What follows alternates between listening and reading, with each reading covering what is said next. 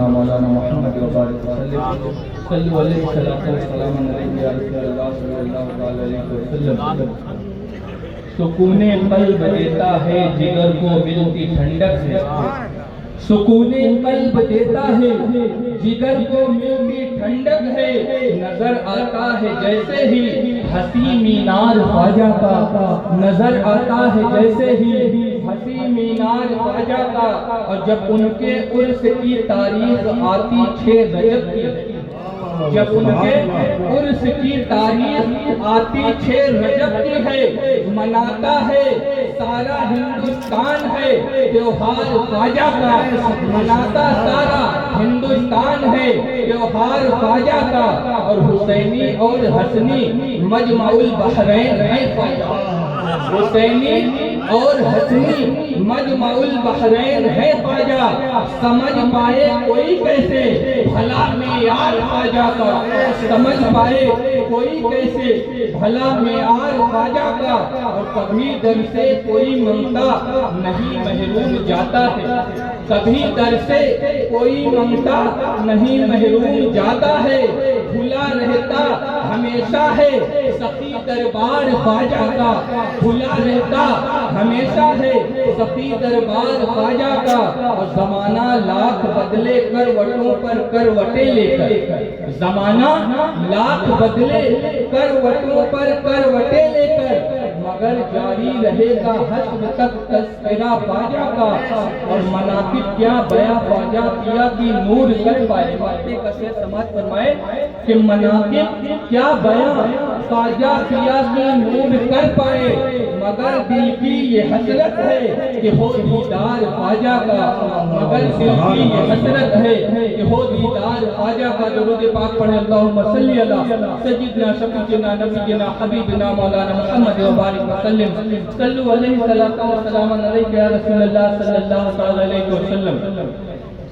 خطبے کے بعد میں نے قرآن مقدس کی جس آیت کی تلاوت کا شرف حاصل کیا. رب کریم قرآن کریم میں ارشاد فرماتا ہے یا ایھا الذین آمنوا اے ایمان والو ادخلوا فی السلم کافہ. سر سے لے کر قدم. آیت کا مفہوم میں بیان کر رہا ہوں کہ مکمل طور سے سر سے لے کر قدم تک اسلام میں داخل ہو. وَلَا تَتَّبِعُوا خُطُوَاتِ الشَّيْطَانِ. اور شیطان کے قدموں پر نہ چلو. اِنَّهُ لَكُمْ عَدُوٌّ مُّبِينٌ. بے شک وہ تمہارا بھلا ہوا دشمن. اب آپ دیکھیں کہ اللہ تبارک و تعالیٰ کا ارشاد کہ اے ایمان والو اسلام میں پورے طور سے داخل. آپ دیکھیں کہ اسلام میں داخل وہی شخص ہے جو ایمان والا. اور جو صاحب ایمان ہے جو ایمان والا ہے وہی اسلام میں داخل. پھر رب کا یہ فرمانا کہ اے ایمان والو اسلام میں داخل ہو جاؤ. یہ بظاہر اپنے الفاظ کے اعتبار سے تو یہ تحصیل حاصل نظر آتا ہے. علماء کرام کی خصوصی توجہ چاہوں گا. منطق کا ایک قاعدہ ہے تحصیل حاصل. حاصل شدہ چیز کے حصول کی کوشش کرنا یہ تحصیل حاصل. مثال کے طور پر آپ لوگ یہاں پر بیٹھے ہیں. جو لوگ بیٹھے ہیں ان سے میں یہ کہوں کہ اے لوگوں بیٹھ جائے. اور آپ پہلے سے بیٹھے ہیں یہ تو تحصیل حاصل ہے اور یہ محال ہے. تو رب کا یہ فرمانا کہ اے ایمان والو اسلام میں داخل ہو جاؤ. جبکہ اسلام میں وہی لوگ داخل ہیں جو صاحب ایمان ہیں. اور جو صاحب ایمان ہیں وہ اسلام میں داخل ہیں. تو رب کا یہ فرمان اس کی مفسرین اکرام نے مختلف توجیحات بیان کی ہیں جس کی وجہ سے تحصیل حاصل کا اعتراض بھی ختم ہوتا ہے. اور اللہ تبارک و تعالی ہم سے کس اسلام میں داخل ہونے کا تقاضا کرتا ہے یہ بات بھی واضح ہو جاتی ہے. ان توجیحات میں سے میں ایک وجہ آپ کے سامنے عرض کرتا ہوں جو مفسرین اکرام نے بیان کیا کہ اے ایمان والو اسلام میں داخل ہو جاؤ. یعنی اے لوگوں تم نے اللہ کی وحدانیت کا اقرار تو کر لیا، تم نے رسول کی رسالت کو تو مان لیا، تم نے قرآن کو اپنی کتاب تو مان لیا، تم ان تمام چیزوں پر تو ایمان لے آئے، اور اسلام لانے کے بعد، اسلام میں داخل ہونے کے بعد ہمیں زندگی کیسے گزارنی ہے، ہماری صبح کیسے ہو، ہمارے شام کیسے ہو، ہمارا اٹھنا بیٹھنا کیسے ہو، ہمارا چلنا پھرنا کیسے ہو، ہمارا کھانا پینا کیسے ہو، ہماری زندگی کی ہر ادا اب اگر ہونی چاہیے تو اسلام کی تعلیمات کے مطابق ہونی چاہیے۔ اللہ تبارک و تعالیٰ نے یا اللہ کے رسول صلی اللہ علیہ وسلم نے جو ہمیں تعلیمات عطا فرمائی، اس اسوہ حسنہ کو ہمیں اپنانا ہوگا، اور وہ اسلام جس میں اللہ تبارک و تعالیٰ نے قرآن کے ذریعے جس اسلام میں داخل ہونے کا ہم سے تقاضا کیا ہے، ہمیں حکم دیا ہے، وہ اسلام یہ ہے کہ ان ساری چیزوں پر ایمان لانے کے بعد اسلامی تعلیمات کے مطابق ہم اپنے زندگی کا ہر لمحہ گزاریں، تب جا کر ہم کامل مومن ہوں گے۔ اور جب ہم ایسے کامل مومن بنیں گے کہ ہمارا زندگی کا ہر لمحہ اگر گزرے تو مصطفیٰ جان رحمت کے اسوہ حسنہ کے مطابق گزرے گا، تو اللہ تبارک و تعالیٰ ہمیں دنیا میں بھی عزت عطا فرمائے گا اور آخرت میں بھی عزت عطا فرمائے گا۔ نعرہ تکبیر، نعرہ رسالت، فیضان غریب نواز، فیضان اصحاب ملت، سبحان اللہ سبحان اللہ۔ اب آپ دیکھیں اس آیت کی روشنی میں ہم خود اپنا محاسبہ کریں اور ہم یہ دیکھیں کہ صبح سے لے کر شام تک ہم کتنے کام ایسے ہیں جو اسلام کے مطابق ہیں۔ بہت سارے لوگ تو معاذ اللہ اس طریقے کی بات کرتے ہیں کہ ہم پر یہ جو پریشانی آ رہی ہے، ہم پر جو ظلم و ستم کے پہاڑ توڑے جا رہے ہیں، یہ اس لیے کہ ہم مسلمان ہیں۔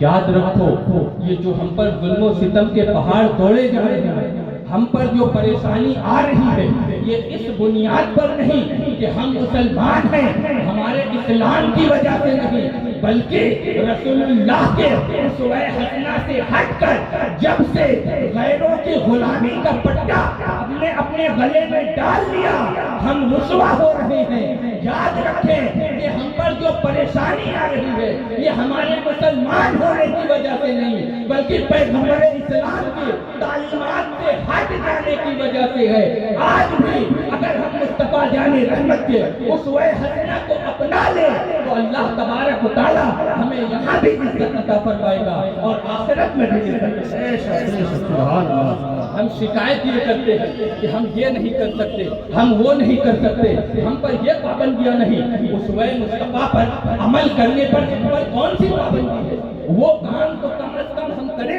جس پر ہمارے لیے کوئی پابندی نہیں۔ ہم اپنے آقا کی سنتوں پر عمل کریں، پھر دیکھیں کیسے تبدیلی آتی ہے۔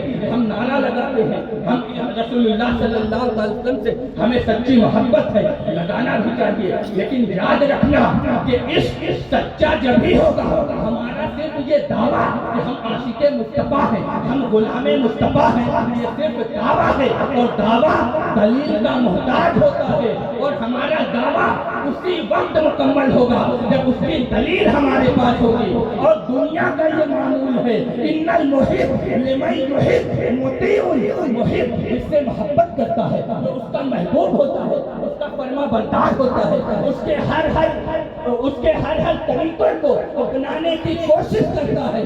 ہم لاکھ دعویٰ کرتے رہیں، نعرہ لگاتے رہیں، غلامی رسول میں موت بھی قبول ہے، لگانی چاہیے، اس نعرے کی قدر کرتا ہوں، یہ اس کے رسول کا جذبہ ہونا چاہیے، لیکن یاد رکھیں یہ تو لاسٹ اسٹیج ہے، یہ تو آخری اسٹیج ہے۔ ہم یہ نعرہ کیوں نہیں لگاتے؟ ہمارے اندر یہ جذبہ کیوں نہیں پیدا ہوتا؟ غلامی رسول میں داڑھی بھی قبول ہے، غلامی رسول میں نمازیں پڑھنا بھی قبول ہے، غلامی رسول میں شریعت پر عمل کرنا بھی قبول ہے، غلامی رسول میں قرآن کی تلاوت بھی قبول ہے، غلامی رسول میں علم دین کا حاصل کرنا بھی قبول ہے، غلامی رسول میں رسول اللہ کی ہر ادا کو قبول کرنا، اس بات کا نعرہ ہم کیوں نہیں لگاتے؟ سچے عاشق رسول ہم اسی وقت ہو سکتے ہیں جب مصطفیٰ جان رحمت کے اسوہ حسنہ کو ہم اپنا لیں گے اور اللہ کے رسول کی ہر سنتوں پر ہم عمل کریں گے اور اس اسلام میں ہم داخل ہوں گے جس کا تقاضا پروردگار عالم ہم سے کر رہا ہے کہ سر سے لے کر قدم تک ہم اسلام میں داخل ہو جائیں. ہماری زندگی کا ہر عمل اگر ہو اسلام کے مطابق ہو, جب اس اسلام میں ہم داخل ہو جائیں گے تو اللہ تبارک و تعالیٰ ضرور ہماری مدد فرمائے گا اور ہم دنیا میں بھی کامیاب ہوں گے اور آخرت میں بھی. سبحان اللہ سبحان اللہ حق فرمایا سبحان اللہ. دنیا میں بھی کامیاب اور آخرت میں بھی کامیاب. اب آپ دیکھیں اس آیت کو اپنے سامنے رکھیں اور صبح سے لے کر شام تک اپنے اپنے اعمال کا محاسبہ کریں اور دیکھیں کہ ہم صبح سے لے کر شام تک ہم نے اسلام کی کتنی باتوں پر عمل کیا. بہت سارے لوگ یہ سمجھتے ہیں کہ اسلام نام ہے عبادات کا, اسلام نام ہے نماز, روزہ, حج, زکوٰۃ, بس یہی. ہم مسجد گئے, نماز شریعت کے مطابق پڑھی, مسجد سے باہر نکلے, پھر وہی غیروں کے طریقے پر چلنا چلا. آپ یاد رکھیں کہ اسلام صرف ان عبادات کا نام نہیں بلکہ اسلام ایک ضابطہ ہے, اسلام ایک قانون ہے. زندگی کے ہر لمحے میں ہمارے ولادت بلکہ ولادت سے پہلے سے دخول جنت تک ہر موڑ پر جو مذہب ہماری رہنمائی کرتا ہے وہ مذہب اسلام ہے. ہمیں کھانا کیسے ہے, ہمیں پینا کیسے ہے, ہمیں چلنا کیسے ہے, ہمارے پڑوسیوں کے ہم پر حق کیا ہے, ہمارے بھائی کے ہم پر حق کیا ہے, ہمارے والدین کے ہم پر حق کیا ہے, ہمیں زندگی کیسے گزارنی چاہیے, ہمیں معاشرے میں کیسے رہنا, ہمارے اخلاق و انداز کیسے ہونے چاہیے. یہ تمام طریقے ہمیں اگر کوئی مذہب سکھاتا ہے تو کوئی اور نہیں, مذہب اسلام سکھاتا ہے. تو جس طریقے سے ان عبادات کو ہم شریعت کے مطابق کرتے ہیں اسی طریقے سے ہم زندگی کے اپنے ہر عمل کو اگر اسلام کے مطابق کریں گے تو اللہ تبارک و تعالیٰ ہمیں دنیا میں بھی کامیابی عطا فرمائے گا اور آخرت میں بھی کامیابی عطا فرمائے گا. سبحان اللہ. نعرہ تکبیر, نعرہ رسالت, جشن غریب نواز, اصلاح معاشرہ کانفرنس. سبحان اللہ سبحان اللہ. آپ دیکھیں ہمارا حال کیا, ذرا سی پریشانی آئی معاذ اللہ ایسے جملے ہم اپنی زبان سے ادا کرتے ہیں بہت سارے لوگ کہ اللہ کو ہمارا ہی گھر نہیں لگتا معاذ اللہ. یہ ساری پریشانیاں ہم پہ ہی اللہ کو ڈالنی تھی معاذ اللہ. یاد رکھیں کہ مسلمان کی یہ شان نہیں بلکہ مسلمان کی شان تو یہ ہے کہ اللہ کے رسول کے فرمان کا مفہوم ہے کہ جب کسی مومن کو ایک کانٹا بھی چبھتا ہے اس پر وہ صبر کرے تو اس کی بھی جزا اللہ تبارک و تعالیٰ اسے عطا فرماتا ہے. مسلمان کی شان یہ ہے کہ جب اسے کوئی پریشانی پہنچے تو صبر کرے اور جب اللہ تبارک و تعالیٰ اسے اپنی نعمتوں سے نوازے تو اس کی زبان سے نکلنے والے الفاظ شکر کے الفاظ. یہ مسلمانوں کی شان ہے. اللہ کے نبی ہیں حضرت ایوب علیہ السلام, پریشانیوں نے گھیر رکھا ہے, تمام گھر گر گئے ہیں, اولادیں انتقال کر گئی ہیں, بیماریوں نے گھیر رکھا ہے. آپ نکل جاتے ہیں, آپ کی بیوی عرض کرتی ہے کہ آپ اللہ کے نبی ہیں, اس طریقے سے پریشانیوں میں گرفتار رب کی بارگاہ میں دعا کریں, اللہ تبارک و تعالیٰ ضرور آپ کی دعا کو قبول فرمائے. حضرت ایوب علیہ السلام کا صبر دیکھیں اور آج ہمارا حال دیکھیں. اللہ تبارک و تعالیٰ نے تمام نعمتوں سے ہمیں نوازا.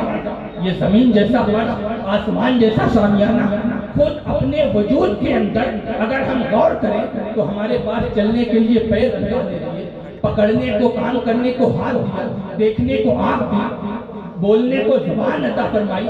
اللہ تبارک و تعالیٰ کی ان تمام نعمتوں میں سے کسی ایک نعمت کا ہم حق ادا کرنا چاہیں اور ساری زندگی اپنی سجدوں میں گزار دیں تو اللہ کی نعمتوں میں سے کسی ایک نعمت کا بھی ہم حق ادا نہیں کر سکتے. ان تمام نعمتوں کے باوجود ذرا سے پریشانی آ جائے تو ایسے ناشکری کے الفاظ ہماری زبانوں سے نکلتے ہیں, یہ ایک مسلمان کی شان نہیں، مسلمان کی شان یہ ہے کہ اس کی زبان سے نکلنے والے الفاظ صبر اور شکر کے الفاظ ہونے چاہیے۔ آپ کی بیوی نے عرض کیا آپ اللہ کی بارگاہ میں دعا کریں، اللہ تبارک و تعالیٰ آپ کی دعا کو قبول فرمائے گا۔ حضرت ایوب علیہ السلام نے جواب دیا کہ یہ بتاؤ مجھ پر یہ جو پریشانی آئی ہے یہ کتنے دنوں سے آئی ہے؟ آپ کی بیوی نے عرض کیا بس چند سال۔ حضرت ایوب علیہ السلام کا جواب سنو اور دیکھو کہ اللہ کے انبیاء نے کیسے ہمیں تعلیم دی ہے صبر کی، اور آج ہمارا حال کیا ہے۔ حضرت ایوب علیہ السلام ارشاد فرماتے ہیں کہ وہ رب، وہ پروردگار کہ جس نے ساری زندگی اپنی تمام نعمتوں سے نوازا، اگر چند دن کے لیے ہم پر یہ پریشانی آ گئی ہے، ہم پر یہ مصیبت آ گئی ہے، تو میں رب کی بارگاہ میں یہ شکایت کروں، مجھے اس پر شرم آتی ہے، مجھے اس پر شرم آتی ہے۔ آپ کی بیوی نے عرض کیا ٹھیک ہے آپ شکایت نہ کریں، آپ رب کی بارگاہ میں دعا تو کریں۔ حضرت ایوب علیہ السلام نے دعا کی کہ پروردگار مجھے مصیبت پہنچی ہے اور تو رحمان اور رحیم بھی، اتنا عرض کرنا تھا، اللہ کا حکم ہوا، آپ نے ٹھوکر ماری، پانی کا چشمہ جاری ہوا، اسے پیا، اس سے غسل فرمایا، اللہ تبارک و تعالیٰ نے شفا یابی عطا فرمائی۔ تو آپ دیکھیں کہ انبیاء کرام نے ہمیں کیسے کیسے صبر کی تعلیم عطا فرمائی، ان کے صبر اور شکر کا عالم کیا تھا، اور آج ہمارا اور آپ کا عالم کیا ہے۔ آپ یاد رکھیں جس کلمہ طیبہ کو پڑھ کر لوگ اسلام میں داخل ہوتے ہیں، اس کی شان و عظمت یہ ہے کہ روایتوں میں آتا ہے جب بندہ کلمہ طیبہ کا ورد کرتا ہے تو عرش اعظم ہلنے لگتا ہے، رب کا حکم ہوتا ہے اے عرش اعظم ٹھہر جا، عرش اعظم عرض کرتا ہے پروردگار تیرا وہ بندہ کلمہ طیبہ کا ورد کر رہا ہے، اللہ ارشاد فرماتا ہے کہ اے میرے فرشتوں گواہ ہو جاؤ کہ میں نے اس بندے کو جو کلمہ طیبہ کا ورد کر رہا ہے اسے آپ دیکھیں اللہ تبارک و تعالیٰ کے ارشاد ہے اے ایمان والو مکمل طور سے اسلام میں داخل ہو جاؤ۔ اور آیت کریمہ کی روشنی میں ہم اپنے اعمال کا محاسبہ کریں، ہم دن بھر میں کتنے کام اللہ کے رسول صلی اللہ علیہ وسلم کی تعلیمات کے مطابق یا قرآن کے احکام کے مطابق ہم کتنے کام کرتے ہیں، صرف چند عبادات کو چھوڑ دیں تو آج مسلمانوں کا حال یہ ہے کہ سارے اعمال ہمارے غیروں کے طریقے پر ہو رہے ہیں۔ پھر ہم یہ کہہ رہے ہیں کہ ہم پر یہ پریشانی آ رہی ہے، ہم پر یہ مصیبت آ رہی ہے، یاد رکھیں یہ تمام پریشانی ختم ہوں گی اور اللہ تبارک و تعالیٰ آپ کو عزت بھی عطا فرمائے گا، وقار بھی عطا فرمائے گا، شرط بس اتنی ہے کہ اس اسلام میں داخل ہو جاؤ جس کا تقاضا قرآن ہم سے کر رہا ہے، مصطفیٰ جان رحمت کے اسوہ حسنہ کو اپناؤ، اللہ تبارک و تعالیٰ دنیا میں بھی عزت عطا فرمائے گا اور آخرت میں بھی عزت عطا فرمائے گا۔ اس آیت کریمہ کا شان نزول میں بیان کر کر اپنی بات کو ختم کروں گا۔ اللہ کے رسول صلی اللہ علیہ وسلم جب مکہ المکرمہ سے ہجرت کر مدینہ طیبہ آپ تشریف لے گئے، اس وقت مصطفیٰ جان رحمت کی چہرے والضحیٰ کا عالم یہ تھا، آپ کی نورانیت کا عالم یہ تھا کہ بہت سارے لوگ صرف چہرے والضحیٰ کا نظارہ کر کر اسلام میں داخل ہو جائے۔ ایک ہوتا ہے نور حسی، ایک ہوتا ہے نور مانوی۔ نور مانوی یعنی وہ نور جو دکھائی نہ دے، جیسے نماز نور ہے، قرآن نور ہے، اسی طرح ایک نور حسی وہ نور جو دکھائی دے۔ اللہ کے رسول صلی اللہ علیہ وسلم نور مانوی تو تھے ہی، آپ کے نور حسی کا عالم یہ تھا کہ جب آپ مکہ المکرمہ سے ہجرت کر کر مدینہ طیبہ تشریف لے گئے تو آپ کے نور حسی کا یہ عالم تھا تو کہ مدینہ کے لوگوں نے مدینہ المنورہ کے در و دیوار پر مصطفیٰ جان رحمت کے انوار و تجلیات کا نظارہ، یہ مصطفیٰ جان رحمت کے انوار و تجلیات کا عالم تھا۔ اس وقت مدینہ المنورہ میں یہودیوں کا ایک بہت بڑا نیٹ ورک تھا، ان کا کاروبار تھا، ان کے بڑے بڑے علماء تھے۔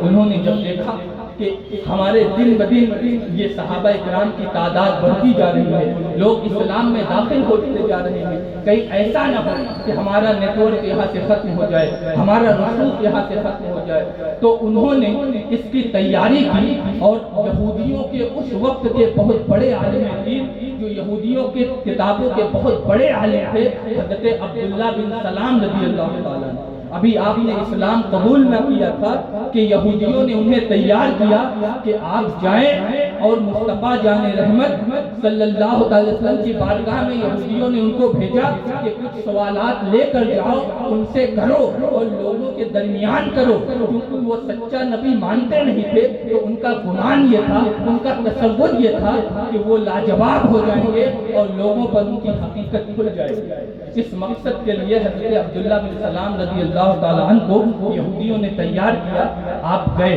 روایتوں میں آتا ہے کہ حضرت عبداللہ بن سلام رضی اللہ تعالیٰ عنہ اپنے ذہن میں تقریباً 100 سوالوں کا خاکہ آپ نے تیار کیا، اور ان کا یہ ارادہ تھا کہ مصطفیٰ جان رحمت کی بارگاہ میں جا کر اور یہ سوالات کریں گے، وہ لاجواب ہو جائیں گے، لوگوں پر ان کی حقیقت کھل جائے گی اور لوگ ان سے دور ہو جائیں گے۔ حضرت عبداللہ بن سلام رضی اللہ تعالیٰ عنہ جب اللہ کے رسول صلی اللہ علیہ وسلم کی بارگاہ میں حاضر ہوئے، دیکھا صحابہ کا مجمع ہے، صحابہ اکرام کے درمیان اللہ کے رسول صلی اللہ علیہ وسلم تشریف فرما ہے، آپ صحابہ کو نصیحت فرما رہے ہیں، صلہ رحمی پہ آپ لوگوں کو نصیحت کر رہے ہیں۔ حضرت عبداللہ بن سلام کی نظر جب چہرے مصطفیٰ پر پڑی تو حضرت عبداللہ بن سلام رضی اللہ تعالیٰ عنہ کے دل میں یہ پکار اٹھا کہ یہ حسین و جمیل چہرہ کسی جھوٹے کا نہیں، یہ ضرور کسی سچے ہی کا چہرہ ہو سکتا ہے۔ اللہ کے رسول صلی اللہ علیہ وسلم کے قریب پہنچے، آپ نے کہا یا رسول اللہ مجھے کلمہ طیبہ پڑھا کر اپنے غلاموں میں شامل فرما لے۔ ادھر یہودی اس بات کے انتظار میں تھے کہ ابھی یہ خبر آئے گی کہ عبداللہ بن سلام نے اتنے سوالات کیے اور مسلمانوں کے نبی لاجواب ہو گئے، ان سے کوئی جواب بننا پڑا اور سارے لوگ ان سے دور ہو جائیں گے۔ جب یہودیوں تک یہ خبر پھیلی کہ عبداللہ بن سلام جن کو تم نے سوالات کے لیے بھیجا تھا، ان کا حالت یہ تھا کہ سوالات تو دور کی بات، صرف چہرہ مصطفیٰ کا نظارہ کر وہ اسلام میں داخل ہو گئے۔ انہوں نے حضرت عبداللہ بن سلام سے کہا کہ اے عبداللہ بن سلام، یہ تم نے کیا کیا؟ تجھے اسلام میں داخل ہی ہونا تھا، اسلام میں تو پہلے کچھ سوال تو کر لیتا، اگر وہ تشفی بخش جواب دے دیتے پھر اسلام میں داخل ہو جاتا۔ حضرت عبداللہ بن سلام فرماتے ہیں کہ اے لوگوں، میں چہرے والدہا کا نظارہ کر کر یہ سمجھ گیا کہ یہ چہرہ کسی سچے ہی کا چہرہ تو ہو سکتا ہے، اور وہ 100 سوالات جو میرے ذہن میں تھے، جو مجھے پوچھنا تھا، تو میری حالت یہ ہوئی کہ جیسے ہی چہرہ مصطفیٰ کا میں نے نظارہ کیا، ان 100 سوالوں میں سے ایک بھی سوال میرے ذہن میں باقی نہیں رہتا۔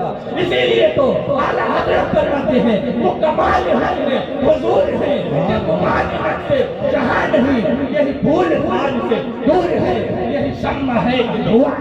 نعرہ تکبیر، نعرہ رسالت، جشن غریب نواز، سبحان اللہ سبحان اللہ۔ حضرت عبداللہ بن سلام رضی اللہ تعالیٰ عنہ اسلام میں داخل ہو گئے۔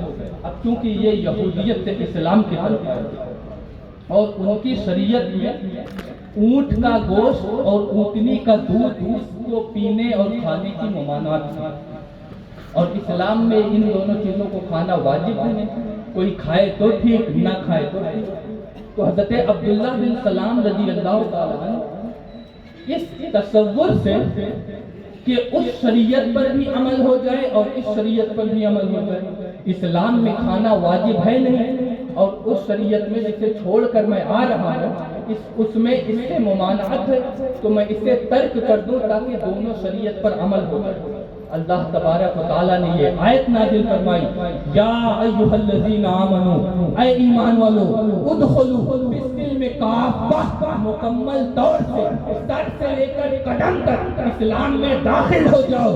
اب جب تم نے اسلام قبول کر لیا تو اب دوسری شریعت کا احترام بھی دل میں باقی نہ رہے۔ اسلام آنے کے بعد اب ساری شریعتیں منسوخ ہو چکی، اب شریعت جو قیامت تک قائم رہے گی تو وہ شریعت جو مصطفیٰ جان رحمت لے کر آئیں گے، اب احکام نافذ ہوگا تو قرآن کا نافذ ہوگا۔ تو اے ایمان والو، مکمل طور سے سر سے قدم تک اسلام میں داخل ہو جاؤ۔ اسلام میں مکمل طور سے داخل ہونے کا مطلب یہی ہے کہ ہم عبادات کے ساتھ ساتھ ہماری زندگی کا ہر عمل ہو تو شریعت کے مطابق ہو، سنت مصطفیٰ کے مطابق ہو۔ جب ہم اپنے زندگی کے ہر عمل کو مصطفیٰ جان رحمت کی تعلیمات کے مطابق کریں گے تو اللہ تبارک و تعالی ہمیں دنیا میں بھی عزت عطا فرمائے گا اور آخرت میں بھی عزت عطا فرمائے گا۔ اللہ کے رسول صلی اللہ علیہ وسلم نے ارشاد فرمایا، جس نے یہ جملے کہے رضیت باللہ ربا وبالاسلام دینا وبمحمد رسولا، کہ میں راضی ہوں اس سے کہ اللہ میرا رب ہے، میں راضی ہوں اس سے کہ اسلام ہمارا دین ہے، ہمارا مذہب ہے، میں راضی ہوں اس لیے کہ محمد رسول اللہ صلی اللہ علیہ وسلم اللہ کے رسول ہیں، ہمارے آقا ہیں، ہمارے نبی ہیں۔ جو ان تینوں چیز پر راضی رہے تو اللہ کے رسول نے ارشاد فرمایا اللہ تبارک و تعالیٰ کل بروز قیامت اسے راضی کرے۔ دعا ہے پروردگار کی بارگاہ میں کہ مجھے بولنے سے زیادہ، آپ کو سننے سے زیادہ ہم سب کو ان باتوں پر عمل کرنے کی توفیق عطا فرمائے، ہمیں اس راہ پر چلائے جس پر اس نے اپنا انعام فرمایا ہے، اس راہ سے بچائے جس پر اس نے اپنا غضب فرمایا ہے، اور مجھ سے بولنے میں اگر کسی قسم کی کوئی غلطی ہوگی تو اپنے بندے سے معاف فرمائے۔ استغفر اللہ ربی من کل ذنب واتوب الیہ وما علینا الا البلاغ۔ السلام علیکم۔